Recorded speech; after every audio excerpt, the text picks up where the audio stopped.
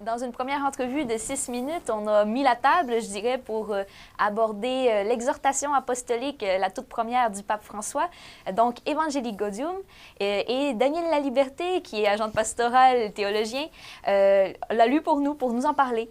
Donc, si on veut donner un aperçu pour les gens qui voudraient peut-être pas la parcourir au complet comme vous l'avez fait, mais aller chercher les passages qui peuvent les intéresser, de quoi on parle dans cette exhortation? Bien, peut-être que le plus simple, ce serait rapidement de parcourir la table des matières. Ça nous donnerait une idée de comment le texte s'articule en général. Et après, on pourra peut-être aller chercher quelques lignes de force dans le texte lui-même. Excellent, allons-y. Alors, il commence, j'ai besoin des papiers cette fois-là. C'est un gros texte, il faut le dire. Là, il fait plus de 170 pages. C'est quand même costaud.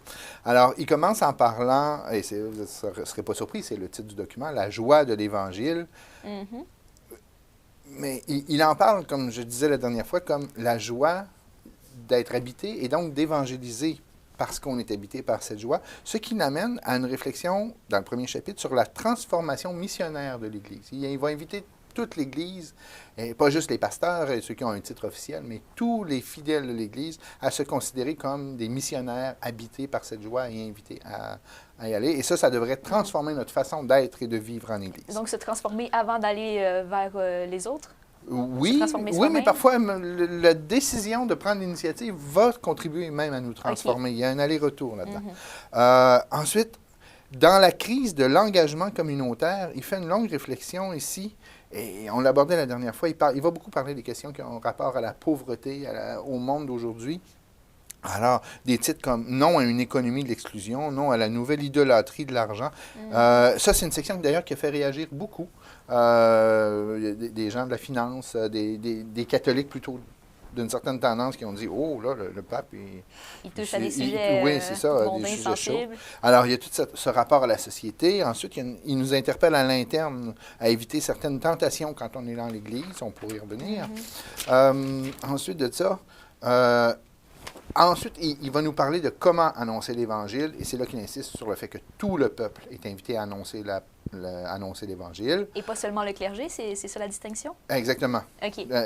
Mais ensuite, il va avoir un bon développement assez consistant, et ça vient du synode, là, qui en a parlé beaucoup, sur l'homélie, la prédication, la préparation de la prédication. Donc, il y a une bonne section là-dessus parce qu'il insiste sur le fait que l'homélie est un moment important pour le ressourcement des fidèles, pour qu'ensuite ils deviennent à leur tour évangélisateurs. Le chapitre 4, mais là, il développe longuement la dimension sociale de l'évangélisation. On ne peut pas s'intéresser à l'Évangile sans avoir une pensée pour la transformation du monde. Et là, il développe beaucoup. Et là, on sent l'accent de l'ancien évêque de Buenos Aires qui vient d'Argentine, d'Amérique du Sud, là où il y a à la fois beaucoup d'opulence, mais aussi des bidonvilles et tout ça. Ça paraît qu'il vient de là dans sa façon de nous parler d'un évangile qui va pénétrer le monde, où il va nous inviter à prendre l'initiative de la transformation du monde. C'est assez impressionnant, cette section-là. Il va revenir à la fin, il va dire « évangélisateur avec esprit », c'est son dernier chapitre. Il revient donc sur des thèmes des chapitres précédents, mais en insistant pour dire... Avec esprit, on veut dire l'Esprit justement, Saint? Oui, l'Esprit Saint, évidemment. Et la petite touche, c'est un petit chapitre, le dernier, mais la petite touche supplémentaire, c'est de dire, peut-être que ça peut donner le vertige de s'abandonner à l'œuvre de l'Esprit, mais c'est là que se passent les vraies choses, quand on ose s'abandonner.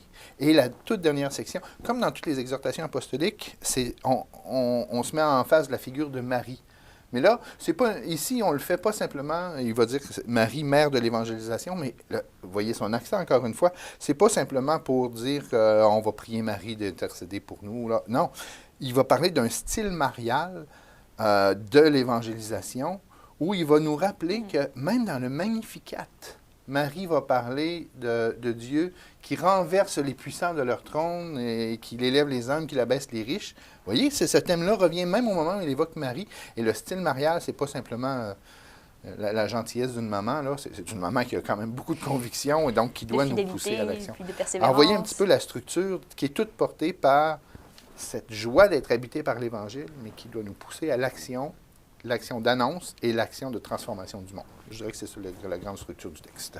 Donc, c'est vraiment une exhortation sur l'évangélisation, comme le synode l'était. C'est la suite de l'évangélisation pour la transmission de la foi. C'est dans la foulée de ça. Et ça passe vite, 6 minutes. Je sais qu'il ne doit déjà pas nous rester beaucoup de temps. Mais j'ai le goût de vous lire au moins un passage là, qui donne le ton à tout le reste. Allez-y, allez-y.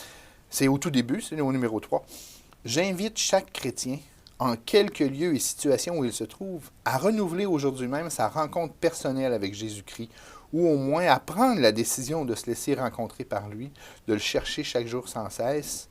Et à partir de là, il insiste, à l'origine du fait d'être chrétien, il n'y a pas une décision éthique ou une grande idée, il y a la rencontre avec une personne qui donne à la vie un nouvel horizon, et par là toute son orientation. Et il conclut cette partie en disant, si quelqu'un a accueilli cet amour qui lui redonne le sens de la vie, comment peut-il retenir le désir de le communiquer aux autres? C'est magnifique. Ça campe bien toute la réflexion. On est dans les premiers numéros, là, et ça campe bien tout le ton qu'il veut donner à tout le reste.